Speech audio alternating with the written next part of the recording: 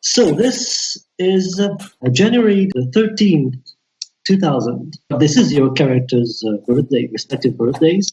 And I would like you to tell me what your characters are doing, basically. Okay, so I'll start. Xander's a commando. So Xander would probably be on a mission. He probably wouldn't even realize today is his birthday. Today would be just another day in which he was supposed to do his job, and he's doing it. All right. So let's say he's on a mission somewhere like South America, let's say to start a predator, basically. Okay, that fits. Yes. Okay. Run through a jungle. Raven would also probably be doing her job. She's a search and rescue pilot, so she'll be rescuing someone, probably in the middle of the sea somewhere. There was like an accident or something. All right. Fennec would probably be stepping out of the lavish party that his family decided to throw for him that he never asked for. I see. How drunk are you exactly? A few shots back, but nothing major. Drunk enough. Drunk enough. All right. So, Xander, you're on your own right now. You're doing survey work for your squad, and you're kind of walking through the forest, and you feel a little ill-ease. It's like you're feeling watched right now. I think Xander would pull out his sword. Yeah. And just kind of like do a slow circle, kind of trying to feel out if anyone's there. Well, you may roll for vigilance. Is it too early to start owing things to the darkness? Maybe a little too early, yes. I would say. Okay. Don't take unnecessary risks. Raven, you're at sea in a rescue mission. You're not on your own exactly. You have people with you that are supposed to get down and actually get the people to bring them back up. You start approaching the accident site, and you see a ship that's probably just out of fuel, basically. Or maybe they had an engine problems. It's not exactly clear. So while you're piloting the helicopter, your colleague is rappelling down onto the ship and is going to ask to see if everyone's all right and if there's something to do. And as you're just hovering above the ship, you're hearing footsteps from inside the helicopter, which is weird because there should be no one there right now. From inside? Oh, okay. So I look behind me. Well, you look behind you and you see someone, but it's more like a shape, really. It's some humanoid figure that seems cloaked in a really dark sheet of tissue. It's kind of weird. He's turning his back to you and he slowly turns to face you, and you can see his face. He's a black man with a beard and seems to be holding a very, very large sword that sticks out from his clothes. Fennec. Yes. You're walking on your own, probably in a bad mood. Mm-hmm. It's a dark night. And you turn a corner and you take a small street. And facing you, basically, in the street is some kind of dude or he or her faces unclear gender, basically. And they start to walk towards you. They seem to be Middle Eastern and have this sort of weird armor and a cape and a sword in their hand. I pipe up. I'm pretty sure Comic-Con's a couple months away, buddy. How can I help you? You are Fennec Ring, aren't you? That would be me. Who's asking? I am the messenger Jibril, and it is time for you to listen what I have to say. Well, I don't know anybody by that name. Xander, you look around you and you don't really see anything or anyone that could make a noise or be watching you, but you really feel like someone is watching you, and you feel a presence, and it's getting closer. And at some point, someone steps behind you, and you hear a branch breaking. Xander will immediately swing backwards, hoping it's not a child. But it's going to be like a full force swing. So all right. He'll try to aim a little up. That's the best he'll do. You swing your sword really fast, and a woman with short hair is holding her arm up and blocking your sword with it. She seems to be wearing Asian-ish armor, and she's looking at you with a very focused look. She's like staring into your soul. Are you here to fight? You won't even ask who she is, just immediately get to the chase. I see you have good spirits. I am Israel. I am your messenger. And as she does that, she basically puts her palm onto your forehead. Like, it's so fast you barely have time to react. No, so you're in your chopper and you have this dude with a sword. Who are you? How did you get onto the helicopter? I wasn't up much trouble. It's easy for people like us. So, what's up with the sword? Well, it's a long story, but you'll understand very soon. Anyway, we don't really have time, so I'm going to do this fast, and we'll talk later. He puts his palm onto your forehead. Do I lose control of the helicopter or something, or is everything okay? You don't really know that yet. Okay.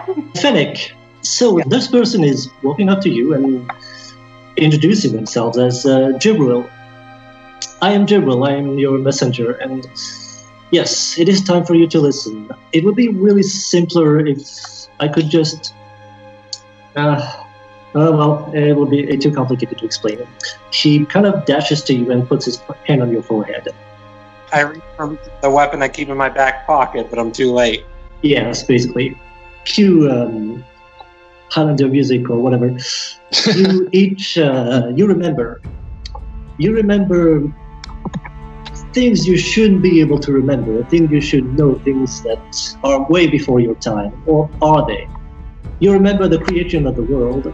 You remember that the world was created by 12 gods called the Elohims. Once they created the world and humans, they decided they would each spend a millennium watching over the world and playing around with it. And that during the first millennium, the two Gemini, which shared the same millennium, sort of had a little bet.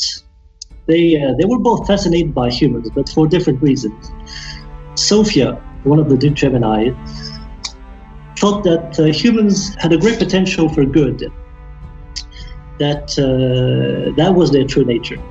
Samuel, though, thought what was really interesting about humans was how they could trick each other, take stuff from each other, try to get the better of each other. So at some point they decided to make a bet as to what was the real nature of humans. And to do that, they called or created light and dark spirits, the devas and the archons, that they stuck to the humans. Unfortunately, later, 72 of the humans became possessed by their archons and destroyed the foundation trees, the 72 foundation trees, which destroyed the world as it was back then. After that, the Gemini were found guilty of being assholes and thrown up in a prison called the Labyrinth. They would be kept there for 10 millennia until the other Elohims would look at the results of the bet and decide the winner. The winner would be taken up and the loser would be drowned with the Labyrinth. Next millennium, the devas of the 72 trinities, who were guilty of destroying the world, of destroying Eden, basically, pleaded to the Virgo to have a second chance to be brought back and be able to serve their humans and possibly guide them towards the light. The Virgo listened to them, and they brought back the devas and the archons and told them that every incarnation, when the human would reach 33 years old, they would be able to assume control depending on the choice of the Trinity until the death of the human at 99 years old. So that was the start of how the 72 Trinities would keep reincarnating every millennium. Next millennium, the Sagittarius thought that the 72 Trinities should just die and it would be better for everyone, and started shooting with his bow at the 72 of them.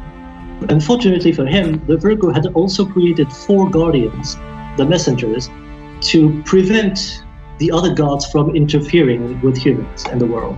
And the messengers deflected the arrows, which then went to hit all humans except the 72, which didn't kill them, but severed their links with the Devas and Archons, leaving the 72 Trinities the only humans with a Deva and an Archon, and the only humans to be able to decide the fate of the world at the end of the bet. So that's where your vision stops. You all regain control of your sensations. Noah, your helicopter is a little bit out of control, but it's like you dozed off for 2 seconds. So I'm imagining the guy on the rope flinging in like a pendulum or something. Yeah, you hear screams in your headset and insults. So that's you. You're one of the 72, and well, things are a little problematic. You see, all of the Trinities except you and 2 other people chose darkness more times than it chose light over the 10 last millennia. What that means for the world is that basically the bet is won for darkness right now. So that's bad, obviously. But this is the last time we have between the judgment time, and this is time for you to maybe make a difference. You are a special case, you see, because you chose light 5 times and darkness 5 times. And in a kind of unforeseen circumstance, you will be able to keep controlling your own body until the end. And it seems you might be able to use your Archon and Deva's powers. So that'll be good. Xander, Israel just finished explaining a few basics to you, and it seems to wait some kind of response from you. Xander would be like burning with like fighting spirit. You probably don't meet super strong god fighting guardians every day. So I feel like he wants to fight her, but doesn't want to be rude to the person that's like in charge of him. So he doesn't know how to handle the circumstance. So he's kind of like diligently waiting for her reaction. As I assume, like she's looking at him, so it's kind of like a staring contest right now. Kinda, yeah. She doesn't seem to be the type to talk a lot. Can I fight you?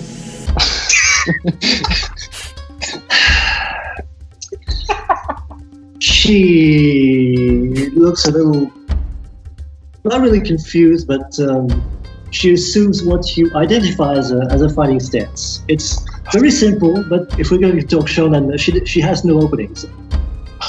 Xander like pumps his fist. He's like, hell yeah.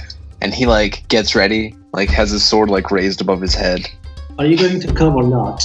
He'll run at her and attack. Well, you can roll for weaponry if you want. Best way to start the game is to fight a god. Damn it here. The dice disagree. Yeah, it's still a success, but she basically just swats your blade away with her fingers. Oh man, I imagine Xander will keep trying until he's exhausted, and then like when he's on the ground panting, he'll be like, all right, I accept what you're telling me. What now? Good. Because, I can't even attack you, technically. That's why I accept it. Good. Right, so your mission right now is going to be to find the other 2. You should have connection to them. I think you were sort of like a swordsman right now in a past life. Maybe several past lives, but one in particular. Fennec, you emerge and Jibril basically told you what he told the others, except the part of the past life. So you next time warn a guy before you send him down an existential crisis of the beginning of the universe. Yes, well, unfortunately, we don't really have much time. I'm really sorry for disturbing your peace right now, but I'm afraid there's nobody else. Well, although you are a special case, I don't recognize you from previous observations. It's like, we'll see. Anyway, I don't think you were there during the round table. So that's going to be a little tricky to get you to find the other guys.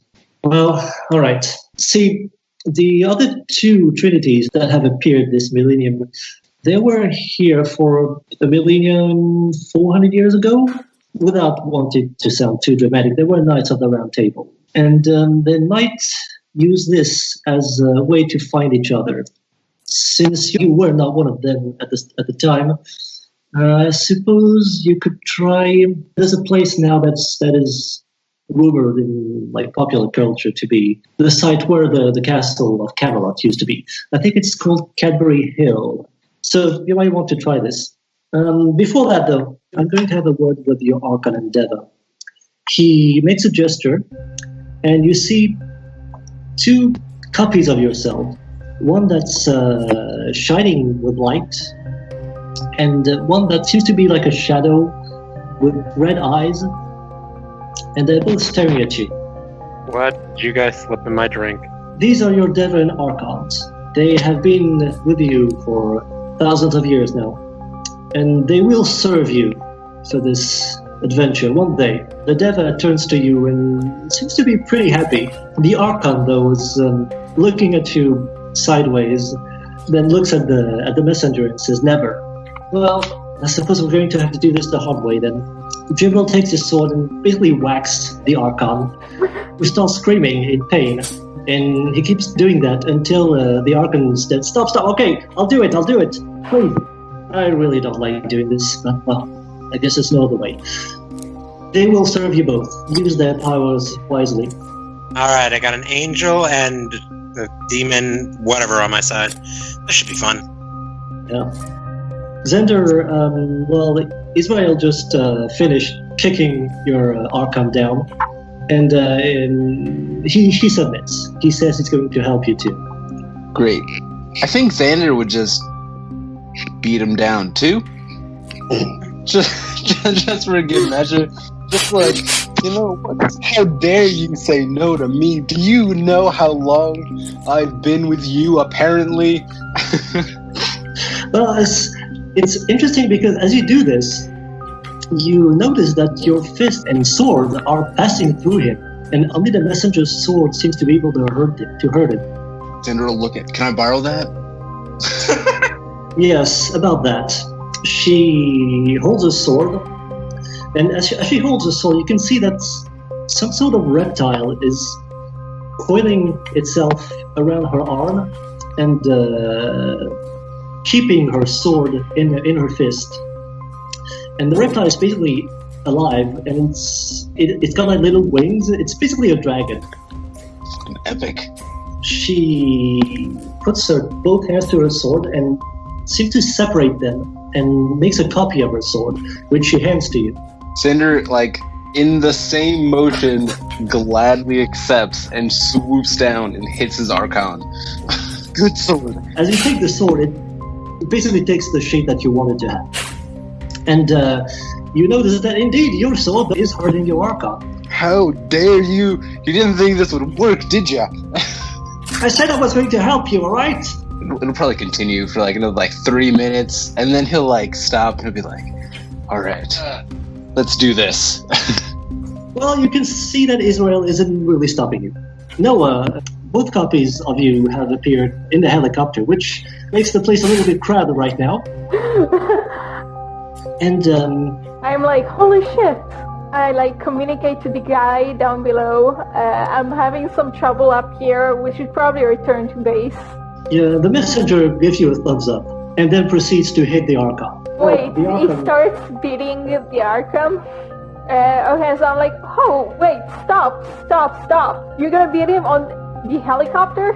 Oh, it's fine. She can't fall down. She's tied to you anyway. Just sit down. Attach your seatbelts. And we'll figure this out in the base. I'm afraid I don't have time for that time. Wouldn't want your colleague to see me like this. Don't worry. So he does this for a few seconds, and the Archon eventually gives up and says, "All right, I'll give you my powers." Fine, then. He takes his huge sword and splits it in two and gives you the copy. I'm like, I'm more of a gun person. Yes, don't worry about it. Just take it. Okay, I take the sword. So you take the sword, which turns into the shape you wanted to have. As long as it's a sword, basically. It can't be 2 pistols like Lara Croft. No, unfortunately, no. Oh, how sad. This is a sister blade. It's, if I want to be trivial, it's a magic sword. It's a weapon that's very important to you now. This is your lifeline. This will be a very precious weapon against your enemies. And you will link to us, messengers. If you want to be able to contact us again, use the sword. Learn to use it, and maybe we can teach you more. Wait, use it how? Like, do I stab someone? How am I supposed to contact you again? No, that's the hard part, but don't worry about it right now. For now, you should just hide it. Just make a gesture to put it in the ground. Hide it where? We're on a helicopter. Just trust me. Okay, so I just put it on the ground, I guess. As you sort of stick it in the floor, it disappears. Okay, my character is like trying to check if she's actually awake. So I should probably go now. You might want to try places associated with the round table or knighthood if you want to find the others. I think that would be your best place to search right now. With that, I'm going to have to go. Have fun, and well, try not to get killed. Appreciate it. He barely vanishes into thin air as your Devon Archon also disappear. Fennec, Gibril is handing you a sword. Alright, I take up his offer because this knight is already crazy enough.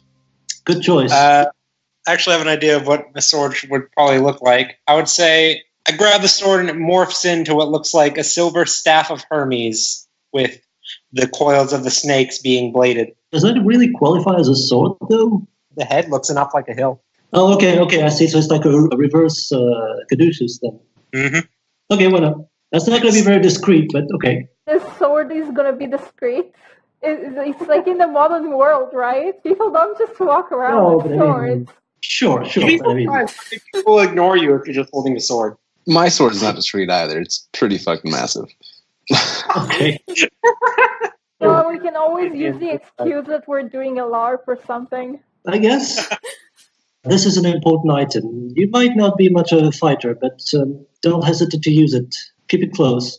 Well, you'll always keep it close anyway. He shows you how to hide it, like sticking it into the ground. And to make it appear again, you just have to make a gesture as if you were pulling a sword from the ground.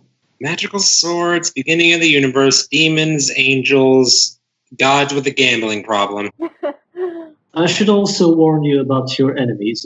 Xander, Israel showed you about like hiding and getting the sword back again. You will have a lot of enemies actually, but the most dangerous will no doubt be the Archons.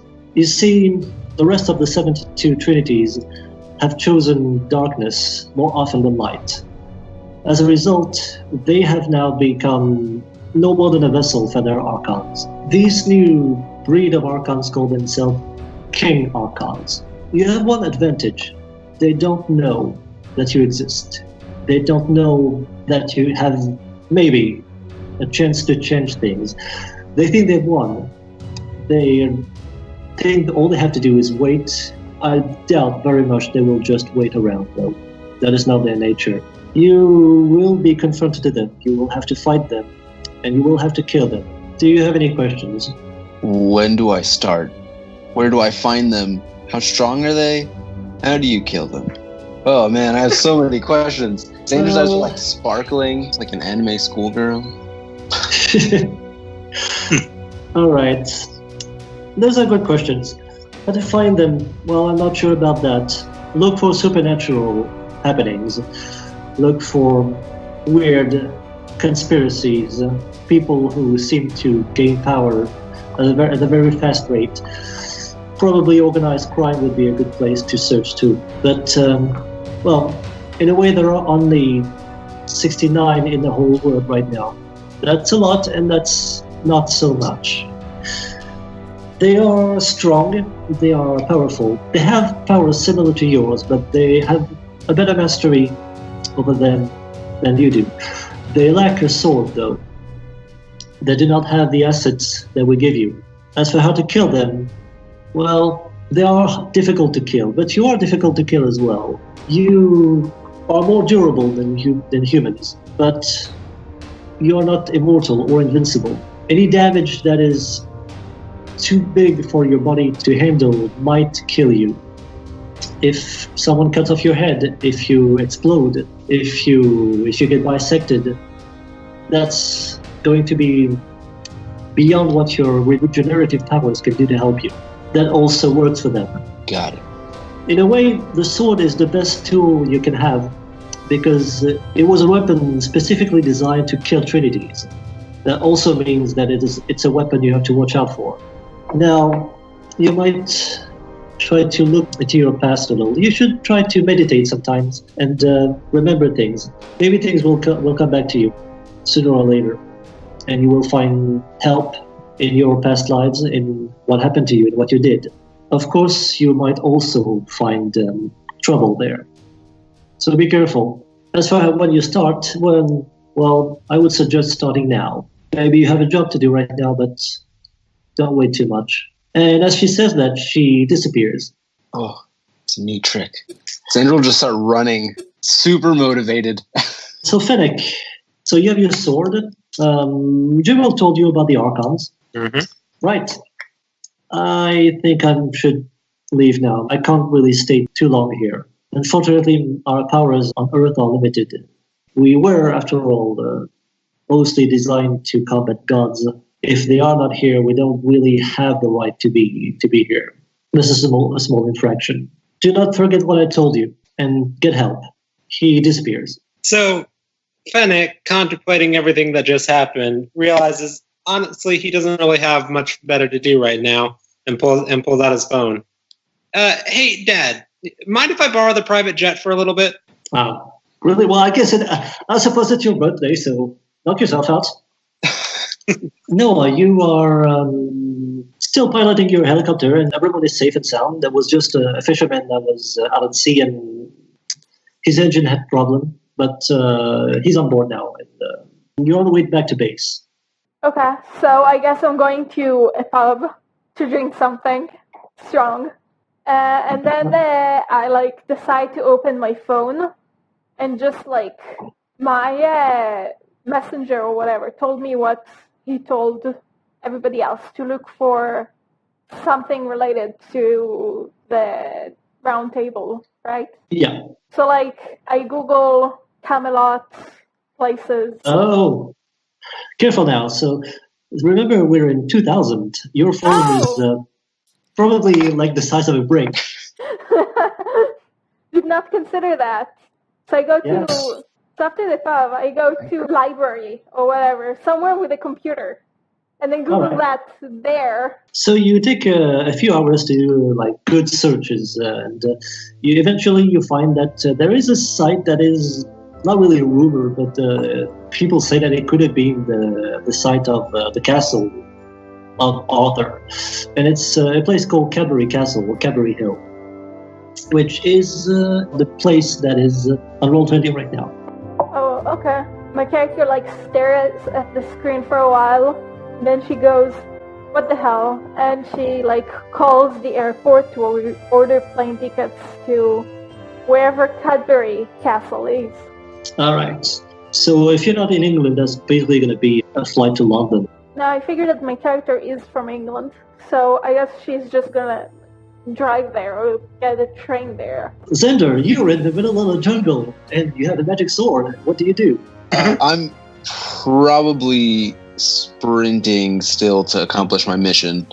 I need to finish this mission so that I can use my military access to get myself to Camelot. So he knows what he has to do, and he's doing it as quickly as possible, but he is still in the jungle. You can make a vigilance roll. 9. Well, at least both of your rolls are as bad as each other. So you do your mission. So there's basically an armed group in the jungle, and they have a base camp that you have to capture. So you do your usual routine, and at some point you maybe because you had underestimated the weight of what just happened, you seem to not pay attention enough, and you take a bullet to the arm. And as you do that, as that happens to you, you've already taken bullets before, and that doesn't quite hurt as much. It still hurts, but it's weird. And then part of you feels like it wants to heal, basically. So you can spend a point of karma to heal your wounds. Do you do it? No. Okay. I feel like Xander would be like, type of shit is that? Absolutely not. This is my wound. Don't you take this away from me. Unless it's a really bad one. Where was you shot in the arm, right? Yeah, that's not too bad. Yeah, no, I'm not going to give you actual damage for this thing, but you're going to get care afterwards, and it's not a big one, so it's going to be fine. I'm guessing it still hurts though. It's like like all of his like bullet wounds and scars. They're all like badges of honor from having survived. This is what he fucking lived for. So you finish your mission, and then what? Well, having accomplished my mission, I imagine I get some sort of like praise. So I'll try to ask for like some like leave, and like a flight to Canterbury. After having done a bit of research, I imagine military intel is like pretty top notch. So at least I'd get to know where it is. Yeah. Like at least that much. So that's all I need. It's like to know where it is, and then them to give me like a flight there. Did you use your sword for the mission, though? Oh, absolutely. I absolutely would have used my giant sword as much as possible. All right. You will have noticed like some weird looks, like from like since when do you have that? And you felt like you could use a sword in ways that you can't use a normal sword too. Dig this thing. So basically, that's your asset, Vigor. Hi everyone, and thank you for watching this video. If you want to be a part of this story, we are currently looking for more players and game masters to play new games in this setting and on this channel. Finally, if you want to keep up with all of the adventures on this channel, don't forget to subscribe and click the bell button so you can get a notification each time we upload the next episode of this story. And it would be very nice of you to like and share the video to help this channel grow. Have a nice day, everyone.